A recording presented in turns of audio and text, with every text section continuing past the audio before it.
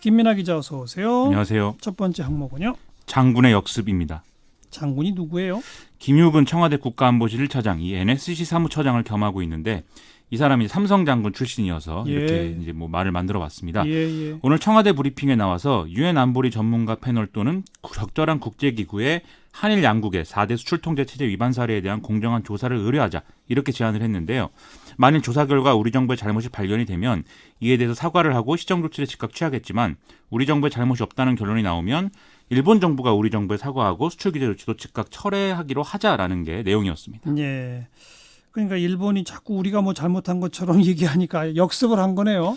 그렇죠. 김유근 사무처장은 최근 일본 고위 인사들이 명확한 근거를 제시하지 않고 우리 정부의 수출 관리 위반과 제재 불이행을 시사하는 무책임한 발언을 한 것에 대해서 매우 유감을 표한다라면서 일본 정부가 우리의 부적절한 행위에 대한 명백한 증거를 제시해야 된다 이렇게 강조를 했습니다. 예. 또 대부분의 이 4대 수출 통제 체제 가입국은 자국의 전략물자 밀반출 사례를 대외에 공개한다라면서 일본도 그런 조치를 통해서 수출 통제 제도를 투명하게 운영하고 있는지 자문해봐라 이렇게도 얘기를 했습니다. 어제 그 하태경 의원이 오히려 일본이 북한으로 뭐 물건 반출한 자료가 있다 이랬잖아요. 그렇습니다.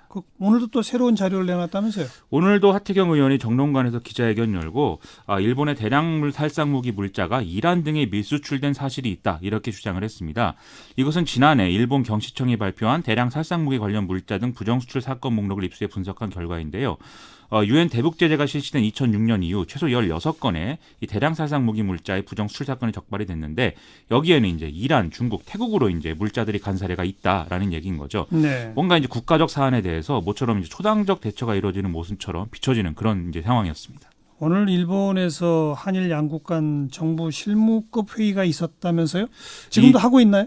그렇습니다. 일본 측의 입장 설명에만 1시간이 소요됐고 예상보다 길어지고 있다고 하는데요.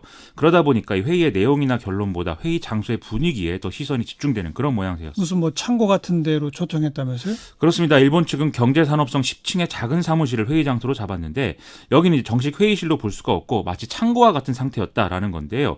테이블과 간이 의자 뭐 이런 것들이 한쪽에 쌓여 있고 바닥에 이제 파손된 어떤 기자재들의 파편 이런 것도 있었다고 합니다. 하하. 그리고 또 이 일본 측은 여기도 화이트보드에다가 수출 관리에 관한 사무적 설명회 이렇게 적힌 종이를 붙여놓기도 했는데요.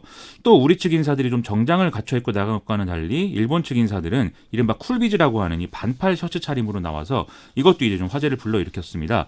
즉 푸대접하는 이미지를 연출하겠다 이런 의지가 매우 명확해 보였다는 것이죠. 참 이런 행태는 좀 치졸하네요. 너무한 것 같습니다. 자, 시사위키 두 번째 항목은요. 군대식 해결책입니다. 또 무슨 얘기입니까?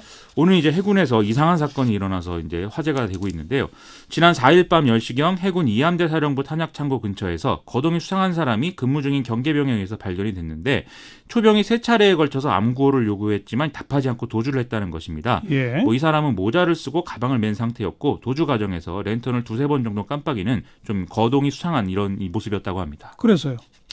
이 군은 즉시 부대 방어태세 1급을 발령을 하고 기동 타격대와 5분 대기조 등을 투입해서 수색에 나섰지만 검거에 실패했다라는 게 해군의 설명인데요. 네. 부대 안에 설치된 CCTV에서도 이 인물을 확인할 수가 없었고 이 부대 울타리 등의 침투 흔적도 발견을 못했다고 합니다.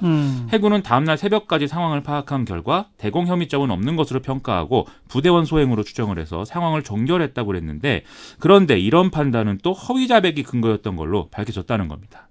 그 부대원 소행이라는 판단이 허위 자백에 근거했다? 그렇습니다. 무슨 말이에요? 이 조사 과정에서 모 병장이 이 거동 수상자는 바로 자신이었다 이렇게 진술을 했지만 이것은 이제 이 사건으로 많은 사람들이 고생을 하게 될 것을 염려한 연관급 장교가 부대원들에게 허위 자수를 제의했고 그것에 응한 결과였다라는 사실이 지난 9일 헌병 수사 과정에서 밝혀졌다는 것입니다. 하하. 또 여기에 해군 참모총장은 이 사실을 보고를 받고도 국방부 장관이나 합참의장에게 따로 보고를 하지 않아서 또 문제라는 지적이 나왔었습니다. 그런데 이런 사실이 어떻게 알려졌습니까? 바른미래당 김중로 의원이 오늘 오전 국회에서 기자회견을 열고 자신이 제보를 받았다면서 이러한 사실을 밝힌 건데요. 김중로 의원은 부대 울타리 아래에서 의문의 오리발이 발견됐다라는 의혹도 이 자리에서 추가로 제기를 했습니다. 이에 대해서 해군은 이 오리발은 개인용 레저 장비로 체력 단련장의 관리원 소유로 확인됐다고 설명했는데 뭐 그렇다고 해도 오리발이 여기서 발견된 건 문제인 것 같습니다. 근데 아무튼 그러면 그렇게 그 허위 자백을 했고 뭐 이런 과정은 다 해군이 인정한 거예요?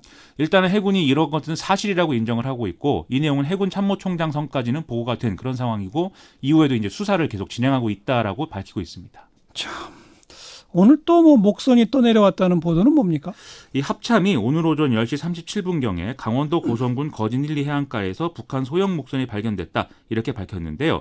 군은 목선 안에서 선원이 발견이 되지 않았고 동력 장치가 없는 데다가 발견 당시에 거의 침수된 상태였기 때문에 대공 영위점은 없다 이렇게 추정을 하고 있다고 합니다. 이 자꾸 문제가 발생하니까 이런 발표 내용도 의심을 갖는 사람들이 많아졌는데 군이 신뢰할 수 있는 대비태세를 갖춰 나가는 모습을 보여줘야 될 것 같습니다. 그래요. 우선 그 허위자백 건건 뭐 좀 어떤 조사 결과가 나오는지 지켜봅시다. 네, 김민하 기자 수고하셨어요.